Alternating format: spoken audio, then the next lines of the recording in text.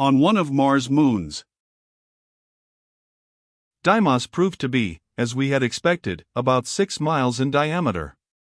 Its mean density is not very great, so that the acceleration of gravity did not exceed 1/2000th of the Earth's.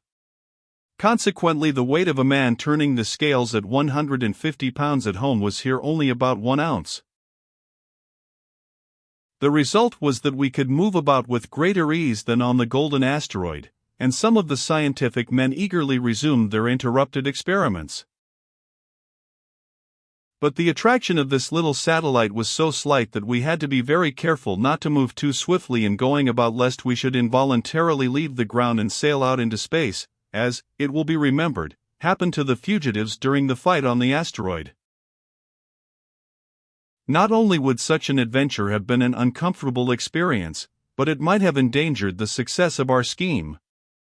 Our present distance from the surface of Mars did not exceed 12,500 miles, and we had reason to believe that Martians possessed telescopes powerful enough to enable them not merely to see the electrical ships at such a distance, but to also catch sight of us individually. Although the cloud curtain still rested on the planet, it was probable that the Martians would send some of their airships up to its surface in order to determine what our fate had been.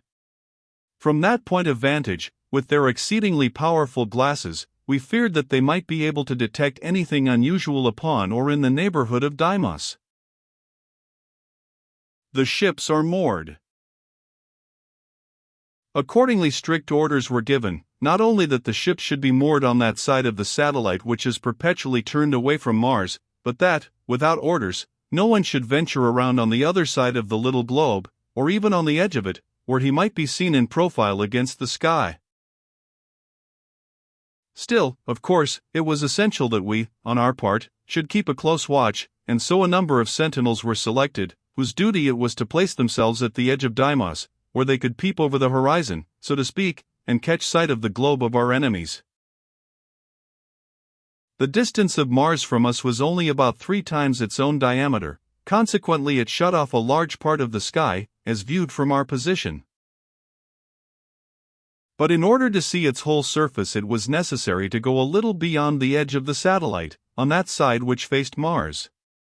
At the suggestion of Colonel Smith, who had so frequently stalked Indians that devices of this kind readily occurred to his mind, the sentinels all wore garments corresponding in color to that of the soil of the asteroid, which was of a dark, reddish-brown hue. This would tend to conceal them from the prying eyes of the Martians. The commander himself frequently went around the edge of the planet in order to take a look at Mars, and I often accompanied him. Marvelous discoveries. The Martians were the builders of the Great Sphinx and the pyramids. I shall never forget one occasion, when, lying flat on the ground, and cautiously worming our way around on the side toward Mars, we had just begun to observe it with our telescopes, when I perceived, against the vast curtain of smoke, a small, glinting object, which I instantly suspected to be an airship. I called Mr. Edison's attention to it, and we both agreed that it was, undoubtedly, one of the Martians' aerial vessels, probably on the lookout for us. A short time afterward, a large number of airships made their appearance at the upper surface of the clouds, moving to and fro, and although, with our glasses, we could only make out the general form of the ships, without being able to discern the Martians upon them, yet we had not the least doubt but they were sweeping the sky in every direction in order to determine whether we had been completely destroyed or had retreated to a distance from the planet. Even when that side of Mars on which we were looking had passed into night, we could still see the guardships circling above the clouds, their presence being betrayed by the faint twinkling of the electric lights that they bore. Finally, after about a week had passed, the Martians evidently made up their minds that they had annihilated us, and that there was no longer danger to be feared. Convincing evidence that they believed we should not be heard from again was furnished when the withdrawal of the great curtain of cloud began. A great phenomenon. This phenomenon first manifested itself by a gradual thinning of the vaporous shield, until, at length, we began to perceive the red surface of the planet dimly shining through it. Thinner and rarer it became, and, after the lapse of about 18 hours, it had completely disappeared, and the huge globe shone out again, reflecting the light of the sun from its continents and oceans with a brightness that, in contrast with the all-enveloping night to which we had so long been subjected, seemed unbearable to our eyes. Indeed, so brilliant was the illumination which fell upon the surface of Deimos that the number of persons who had been permitted to pass around upon the exposed side of the satellite was carefully restricted. In the blaze of light which had been suddenly poured upon us, we felt somewhat like malefactors unexpectedly enveloped in the illumination of a policeman's dark lantern. Meanwhile, the object which we had in view in retreating to the satellite was not lost sight of, and the services of the chief linguists of the expedition were again called into use for the purpose of acquiring a new language. The experiment was conducted in the flagship. The fact that this time it was not a monster belonging to an utterly alien race upon whom we were to experiment, but a beautiful daughter of our common mother Eve, added zest and interest as well as the most confident hopes of success to the efforts of those who were striving to understand the accents of her tongue. Lingual difficulties ahead. Still, the difficulty was very great, notwithstanding the conviction of the professors that her language would turn out to be a form of the great Indo-European speech from which the many tongues of civilized men upon the earth had been derived. The learned men, to tell the truth, gave the poor girl no rest. For hours at a time they would ply her with interrogations by voice and by gesture, until, at length, wearied beyond endurance, she would fall asleep before their faces. Then she would be left undisturbed for a little while, but the moment her eyes opened again the merciless professors flocked about her once more, and resumed the tedious iteration of their experiments. Our Heidelberg professor was the chief inquisitor, and he revealed himself to us in a new and entirely unexpected light. No one could have anticipated the depth and variety of his resources. He placed himself in front of the girl and gestured and gesticulated, bowed, nodded, shrugged his shoulders, screwed his face into an infinite variety of expressions, smiled, laughed, scowled, and accompanied all these dumb shows with posturings, exclamations, queries, only half expressed in words, and cadences which, by some ingenious manipulation of the tones of the voice, he managed to make as marvelous expressive of his desires. He was a universal actor, comedian, tragedian, buffoon all in one.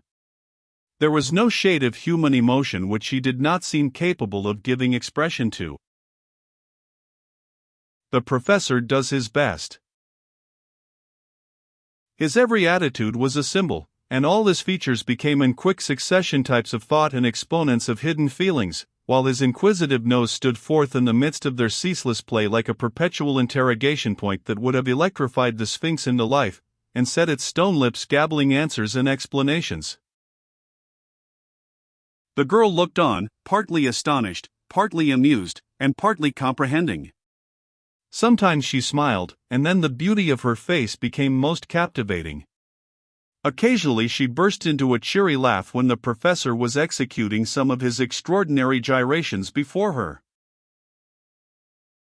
It was a marvelous exhibition of what the human intellect, when all its powers are concentrated upon a single object, is capable of achieving.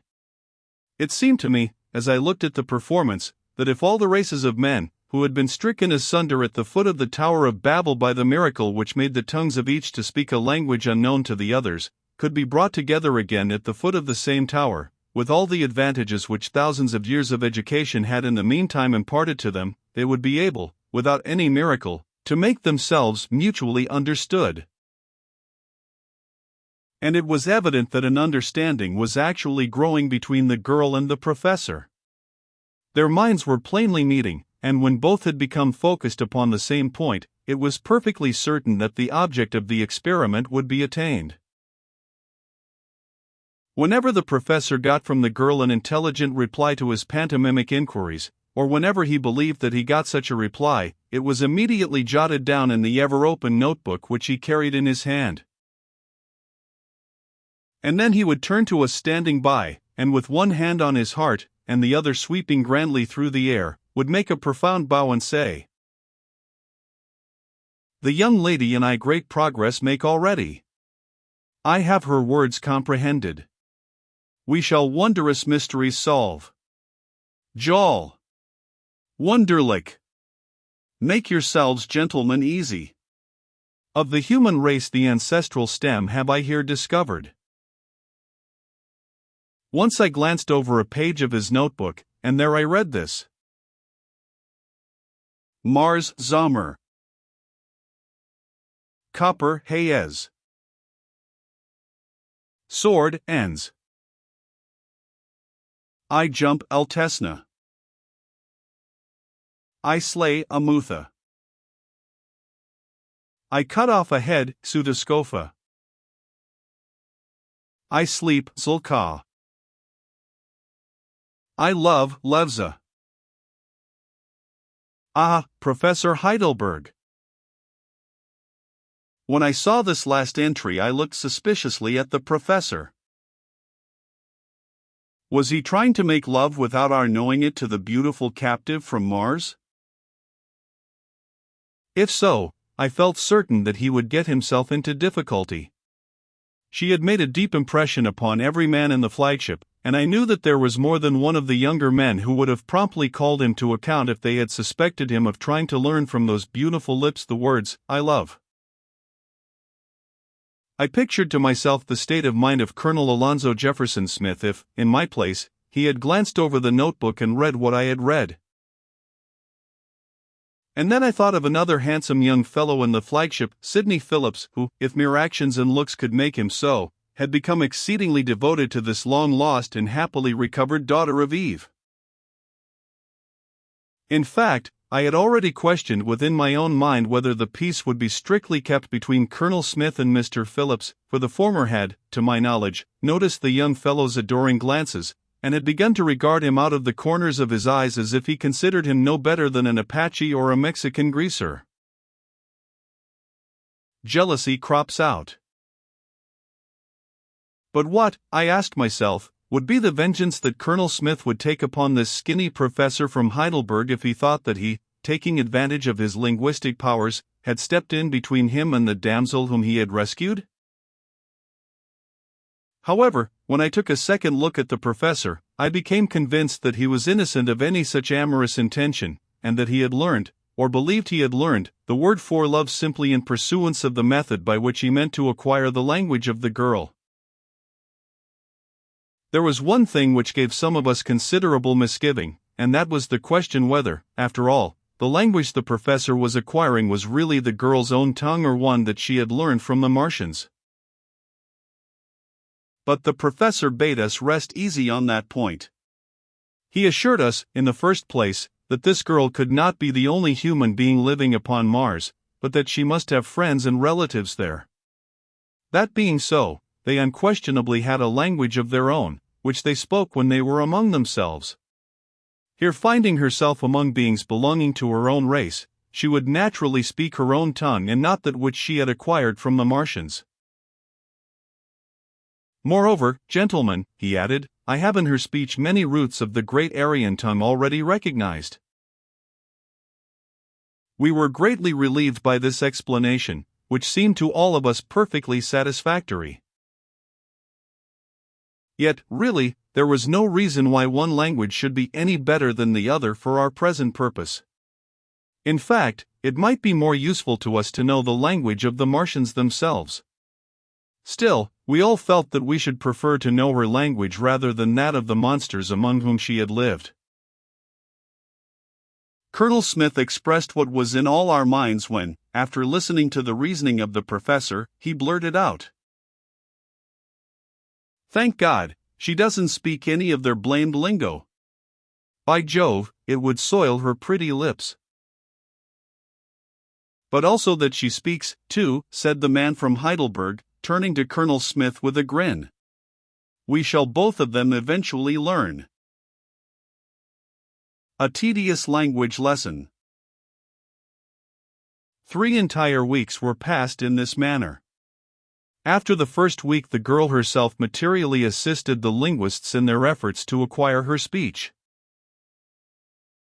At length the task was so far advanced that we could, in a certain sense, regard it as practically completed. The Heidelberg professor declared that he had mastered the tongue of the ancient Aryans. His delight was unbounded. With prodigious industry he set to work, scarcely stopping to eat or sleep, to form a grammar of the language. "You shall see," he said, "it will the speculations of my countrymen vindicate."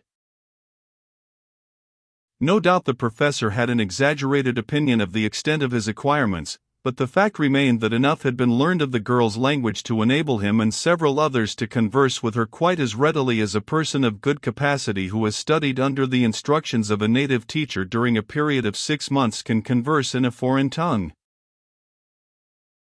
Immediately almost every man in the squadron set vigorously at work to learn the language of this fair creature for himself. Colonel Smith and Sidney Phillips were neck and neck in the linguistic race.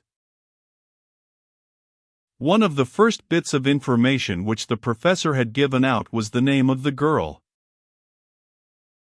We learn her name. It was Aina, pronounced Aina. This news was flashed throughout the squadron, and the name of our beautiful captive was on the lips of all. After that came her story. It was a marvelous narrative. Translated into our tongue it ran as follows. The traditions of my fathers, handed down for generations so many that no one can number them, declare that the planet of Mars was not the place of our origin. Ages and ages ago our forefathers dwelt on another and distant world that was nearer to the sun than this one is, and enjoyed brighter daylight than we have here. They dwelt, as I have often heard the story from my father, who had learned it by heart from his father, and he from his, in a beautiful valley that was surrounded by enormous mountains towering into the clouds and white about their tops with snow that never melted. In the valley were lakes, around which clustered the dwellings of our race. It was, the traditions say, a land wonderful for its fertility, filled with all things that the heart could desire, splendid with flowers and rich with luscious fruits. It was a land of music, and the people who dwelt in it were very happy. While the girl was telling this part of her story, the Heidelberg professor became visibly more and more excited. Presently he could keep quiet no longer, and suddenly exclaimed, turning to us who were listening, as the words of the girl were interpreted for us by one of the other linguists. "Gentlemen, it is the Vale of Kashmir. Has not my great countryman, Edison, so declared? Has he not said that the Valley of Kashmir was the cradle of the human race already? From the Valley of Kashmir to the planet Mars, what a romance!" exclaimed one of the bystanders. Colonel Smith appeared to be particularly moved, and I heard him humming under his breath, greatly to my astonishment, for this rough soldier was not much given to poetry or music. Who has not heard of the Vale of Kashmir, with its roses the brightest that earth ever gave, its temples, its grottos, its fountains as clear as the love-lighted eyes that hang over the wave?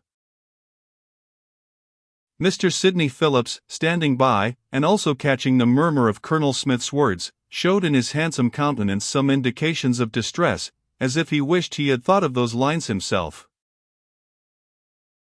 Aina tells her story. The girl resumed her narrative. Suddenly there dropped down out of the sky strange gigantic enemies, armed with mysterious weapons, and began to slay and burn and make desolate. Our forefathers could not withstand them.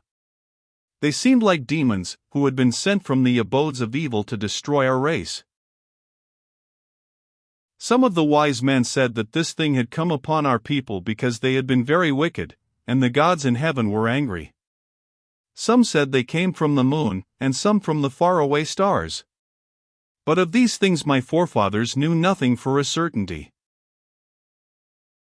The destroyers showed no mercy to the inhabitants of the beautiful valley. Not content with making it a desert, they swept over other parts of the earth. The tradition says that they carried off from the valley, which was our native land, a large number of our people, taking them first into a strange country, where there were oceans of sand, but where a great river, flowing through the midst of the sands, created a narrow land of fertility. Here, after having slain and driven out the native inhabitants, they remained for many years, keeping our people, whom they had carried into captivity, as slaves. And in this land of sand, it is said, they did many wonderful works. They had been astonished at the sight of the great mountains which surrounded our valley, for on Mars there are no mountains, and after they came into the land of sand they built there with huge blocks of stone mountains in imitation of what they had seen, and used them for purposes that our people did not understand. Then, too, it is said they left there at the foot of these mountains that they had made a gigantic image of the great chief who led them in their conquest of our world. At this point in the story, the Heidelberg professor again broke in, fairly trembling with excitement. The wonders of the Martians. Gentlemen, he cried, is it that you do not understand? This land of sand and of a wonderful fertilizing river, what can it be? Gentlemen, it is Egypt. These mountains of rock that the Martians have erected, what are they? Gentlemen, they are the great mystery of the land of the Nile, the pyramids. The gigantic statue of their leader that they at the foot of their artificial mountains have set up, gentlemen, what is that? It is the Sphinx. The Martians built the Sphinx. Sphinx, gentlemen, exclaimed the professor, these mountains of rock that the Martians built are the pyramids of Egypt. The gigantic statue of their leader is the Great Sphinx. The professor's agitation was so great that he could go no further. And indeed there was not one of us who did not fully share his excitement. To think that we should have come to the planet Mars to solve one of the standing mysteries of the Earth, which had puzzled mankind and defied all their efforts at solution for so many centuries. Here, then, was the explanation of how those gigantic blocks that constitute the Great Pyramid of Cheops had been swung to their lofty elevation. It was not the work of puny man, as many an engineer had declared that it could not be, but the work of these giants of Mars. Anna's wonderful story. The Martian's beautiful prisoner recounts her marvelous adventures. Anna resumed her story. At length, our traditions say, a great pestilence broke out in the land of sand, and a partial vengeance was granted to us in the destruction of the larger number of our enemies. At last the giants who remained, fleeing before this scourge of the gods, used the mysterious means at their command, and, carrying our ancestors with them, returned to their own world, in which we have ever since lived. Then there are more of your people in Mars, said one of the professors. Alas, no, replied Anna, her eyes filling with tears, I alone am left.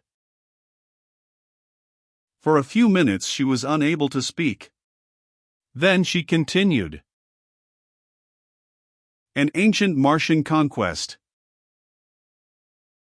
What fury possessed them I do not know, but not long ago an expedition departed from the planet, the purpose of which, as it was noised about over Mars, was the conquest of a distant world. After a time a few survivors of that expedition returned. The story they told caused great excitement among our masters. They had been successful in their battles with the inhabitants of the world they had invaded, but as in the days of our forefathers, in the land of sand, a pestilence smote them, and but few survivors escaped. Not long after that, you, with your mysterious ships, appeared in the sky of Mars. Our masters studied you with their telescopes, and those who had returned from the unfortunate expedition declared that you were inhabitants of the world which they had invaded, come, doubtless, to take vengeance upon them. Some of my people who were permitted to look through the telescopes of the Martians saw you also, and recognized you as members of their own race. There were several thousand of us, altogether, and we were kept by the Martians to serve them as slaves, and particularly to delight their ears with music, for our people have always been especially skillful in the playing of musical instruments, and in songs, and while the Martians have but little musical skill themselves, they are exceedingly fond of these things. Awaiting a rescue. Although Mars had completed not less than 5,000 circuits about the Sun since our ancestors were brought as prisoners to its surface, yet the memory of our distant home had never perished from the hearts of our race, and when we recognized you, as we believed, our own brothers, come to rescue us from long imprisonment, there was great rejoicing. The news spread from mouth to mouth, wherever we were in the houses and families of our masters. We seemed to be powerless to aid you or to communicate with you in any manner. Yet our hearts went out to you, as in your ships you hung above the planet, and preparations were secretly made by all the members of our race for your reception when, as we believed, would occur, you should effect a landing upon the planet and destroy our enemies. But in some manner the fact that we had recognized you, and were preparing to welcome you, came to the ears of the Martians. At this point the girl suddenly covered her eyes with her hands, shuddering and falling back in her seat. "Oh, you do not know them as I do," at length she exclaimed. "The monsters! Their vengeance was too terrible. Instantly the order went forth that we should all be butchered, and that awful command was executed." "How, then, did you escape?" asked the Heidelberg professor. Aina seemed unable to speak for a while. Finally mastering her emotion, she replied, "Her fortunate escape. One of the chief officers of the Martians wished me to remain alive. He, with his aides, carried me to one of the military depot of supplies, where I was found and rescued," and as she said this she turned toward Colonel Smith with a smile that reflected on his ruddy face and made it glow like a Chinese lantern. "By," muttered Colonel Smith, "that was the fellow we blew into nothing. Blast him, he got off too easy." The remainder of Aina's story may be briefly told. When Colonel Smith and I entered the mysterious building which, as it now proved, was not a storehouse belonging to a village, as we had supposed, but one of the military depots of the Martians, the girl, on catching sight of us, immediately recognized us as belonging to the strange squadron in the sky. As such she felt that we must be her friends, and saw in us her only possible hope of escape. For that reason she had instantly thrown herself under our protection. This accounted for the singular confidence which she had manifested in us from the beginning. Her wonderful story had so captivated our imaginations that for a long time after it was finished we could not recover from the spell. It was told over and over again from mouth to mouth, and repeated from ship to ship, everywhere exciting the utmost astonishment. Destiny seemed to have sent us on this expedition into space for the purpose of clearing off mysteries that had long puzzled the minds of men. When on the moon we had unexpectedly to ourselves settled the question that had been debated from the beginning of astronomical history of the former habitability of that globe. A question settled. Now, on Mars, we had put to rest no less mysterious questions relating to the past history of our own planet. Adelung, as the Heidelberg professor asserted, had named the Vale of Kashmir as the probable site of the Garden of Eden, and the place of origin of the human race, but later investigators had taken issue with this opinion, and the question where the Aryans originated upon the Earth had long been one of the most puzzling that science presented. This question seemed now to have been settled. Aina had said that Mars had completed 5,000 circuits about the Sun since her people were brought to it as captives. One circuit of Mars occupies 687 days. More than 9,000 years had therefore elapsed since the first invasion of the Earth by the Martians. Another great mystery, that of the origin of those gigantic and inexplicable monuments, the Great Pyramids and the Sphinx, on the banks of the Nile, had also apparently been solved by us, although these Egyptian wonders had been the furthest things from our thoughts when we set out for the planet Mars. We had traveled more than 30 millions of miles in order to get answers to questions which could not be solved at home. But from these speculations and retrospects we were recalled by the commander of the expedition. Does Aina hold the secret? This is all very interesting and very romantic, "Gentlemen," he said, "but now let us get at the practical side of it. We have learned Ana's language and have heard her story. Let us next ascertain whether she cannot place in our hands some key which will place Mars at our mercy. Remember what we came here for, and remember that the Earth expects every man of us to do his duty." This Nelson-like summons again changed the current of our thoughts, and we instantly set to work to learn from Ana if Mars, like Achilles, had not some vulnerable point where a blow would be mortal.